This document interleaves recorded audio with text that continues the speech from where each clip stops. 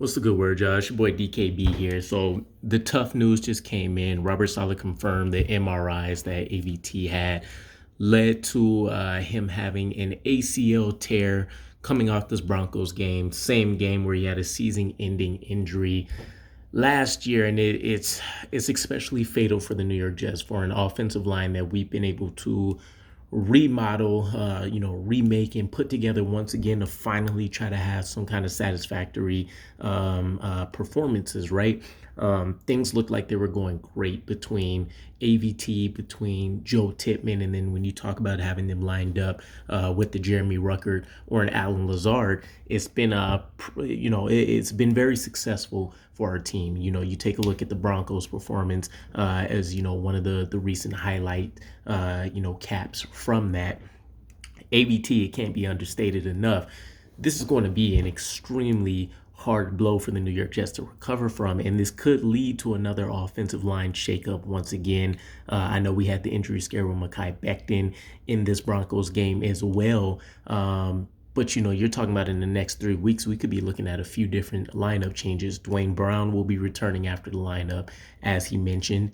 Maybe you put him back in as left tackle, sweep Mekhi Becton right back over to right tackle. But in the meantime, it seems like they're comfortable with in-house options, but you have to wonder the immediate name that's going to pop up that we all want to see us make a significant stride in trying to go get is La'el Collins. That's the name that's floating around now. We know we have some in-house options and some pretty interesting comments from Robert Saleh in terms of what we may do, right? If we do indeed keep Mekhi Becton at left just until Dwayne Brown returns, you're looking at Max Mitchell, who came in, and at the very least, he doesn't look any worse for wear than what we saw from last year. You want to see some further improvements for sure, but this gives him a stable position instead of flip-flopping from left to right, in which we can continue to try to see those improvements with us. At least we'll have his agility, his ability to go out there to the second level, help us out when it comes to those run plays. Take a look at the huge touchdown from Breece Hall as one of those factors for us not having too much of a drop-off in the run game.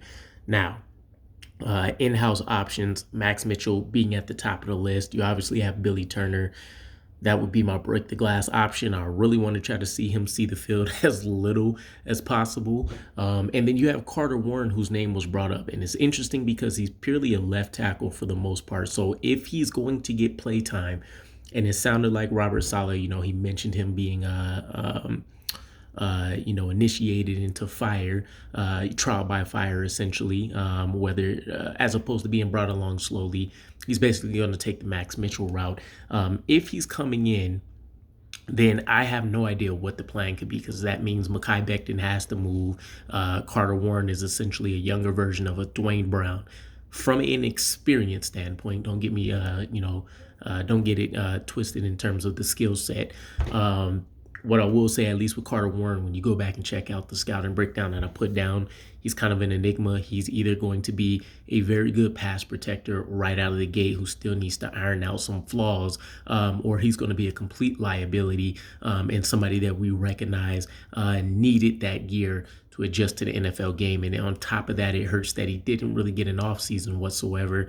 Couple snaps over the course of the preseason, but he spent most of his time trying to recover and riding the bench. So jumping back into this La'el Collins situation, it will be interesting to see what happens, right? You can say right now that everybody in the AFC East would be calling him to try to improve their offensive line. You have the Bengals, who it would be weird if they try to re-sign him back. And then I think the Cowboys was the other option off the top of my head, which is who he originally started his career with. But he's interesting because he gives us a little bit more flexibility and definitely a higher floor for this offensive line than anybody else right now. And the New York Jets would definitely take him even prior to us reorganizing our line and seeing the current success that we have seen. We were doing some offensive tackle workouts. If you guys remember back a couple weeks ago, maybe we were talking about DJ Fluker getting a workout visit with the New York Jets. So I would have to imagine that we jump at the chance to come and bring in a La'el Collins, knowing now what's happening with AVT. And for what it's worth, he's had some injury concerns for sure. Lyle Collins is coming off most recently an ACL of his own. But when he's been able to be on the field, minus the 2020 season, I think it was, generally, he's been playing right tackle since 2017, 2018. He's done very well. I remember the comments from Kevin Mawai praising him for a guy at his size being able to go out there, move the way that he does. And still be able to go out there and be a force in the run game. And, you talk about the violence and the tone setting as an offensive lineman, he brings that. So we'll have to see what happens. At the moment, I would imagine that we are going to try our in-house options first.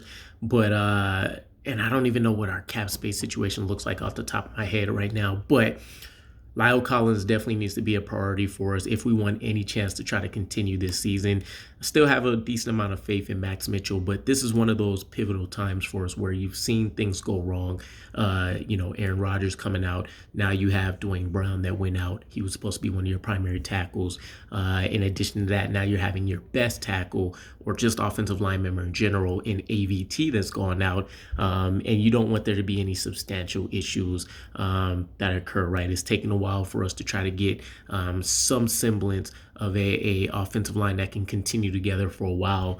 That pipe dream got killed pretty instantly, but this at least gives us a proven veteran that can go out there and keep this train on the rails for us. So I don't know. Let me know what you guys kind of think about this whole situation.